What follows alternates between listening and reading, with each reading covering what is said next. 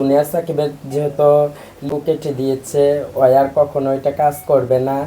তো জুনিয়র সাকিবের যতই চিকিৎসা করুক আর যত মেয়েদের সাথে থাকুক, চলে যাবে। 2 দিন থেকেও চলে যাবে, 5 দিন থেকেও, 5 দিনও থাকবে না কোনো মেয়ে।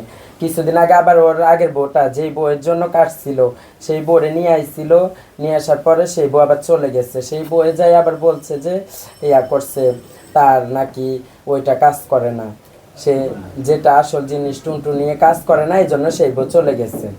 ঠিক আছে, তার কি বলবো জুনিয়র সাকিবকে নিয়ে বলো। আমি তো বলছি জুনিয়র সাকিব এখন এক ধরনের হয়ে গেছে তৃতীয়লিঙ্গ। তার সাথে আমার 4 বছর রিলেশন ছিল।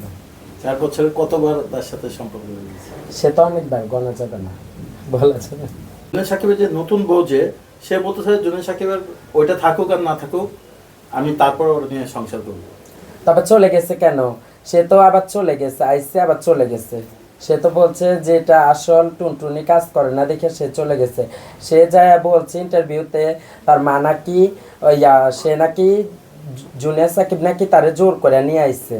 জোর করে নিয়ে আইসা তার থেকে জবানবন্দি নিয়ে তারপরে তারে দিয়ে ভিডিও করানোর জন্য, ব্লগ ভিডিও করার জন্য তারপরে তারা আটকায় রাখছিল।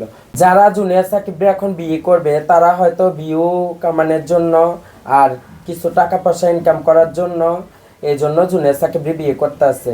আর জুনিয়র সাকিবের সাথে ব্লগ ভিডিও বানাবে, কাপল ভিডিও বানাবে, সেজন্য। কিন্তু জুনিয়র সাকিবের যে আসল মেশিনটা, সেই মজা কেউ পাবে না।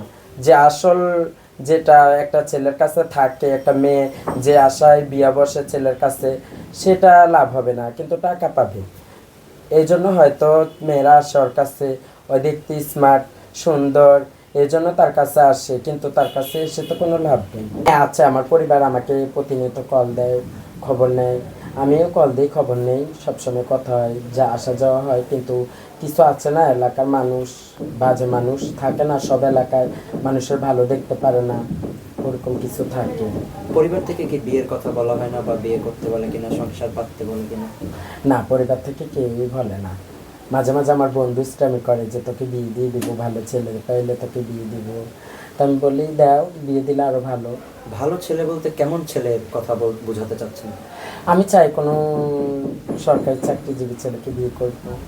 এখন সরকারি চাকরির যে বাজারে ডিমান্ড, তারা তো একটা মেয়েকেই বিয়ে করতে চায় বা বিয়ে করে, বা মেয়েরা অনেকে আছে না আমাদেরকে ভালোবাসে, অনেকে আছে আমাদেরকেও বিয়ে করতে চায়। কিন্তু অনেকে আছে কিছু সমাজের কারণে কিছু মানুষ বলতে পারে না। বাচ্চার কাছে কি সবাই বাচ্চা কাচ্চা চায় যে বাচ্চা কাচ্চা হোক? অনেকে চায় না যে বাচ্চা কাচ্চা না হোক, আমি একজন মানুষকে ভালোবেসে সারা জীবন তার সাথে থাকতে চাই। তাহলে দেখা গেল একজনের একটা স্ত্রী থাকতেই পারে, সাথে সাথে যদি আপনার সাথে একটা আন্ডারস্ট্যান্ডিং এর মাধ্যমে যদি সম্পর্ক রাখতে চান, তাদেরকে কি আপনি স্বাগতম জানাচ্ছেন কিনা?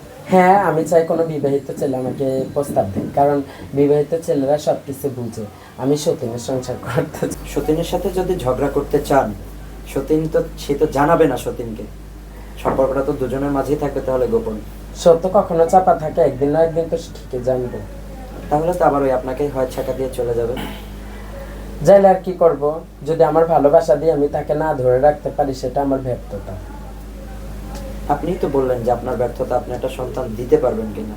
কিন্তু একটা ছেলে তো দেখা যায় ঘুরে ফিরে সেই একটা জায়গায় গিয়া হয় যে তার বংশ বিস্তারটা হবে, তার তখন আমার সাথে সমাজের সাথে মিলেমিশে থাকবে। তখন আমার সতীন সন্তান দিবে, আমার সতীনের সাথে মেলামেশা করে সন্তান ধারণ করবে। তো সেই হিসাবে তো ছেলের থেকে একটা সতীন আগে আপনার ঠিক করতে হবে যে কোন সতীনের হাজবেন্ডের সাথে আপনি সংসারটা করতে পারবেন। প্রথম তো করব না, যখন বাচ্চাটা হয়ে যাবে তারপরে ঝগড়া করব।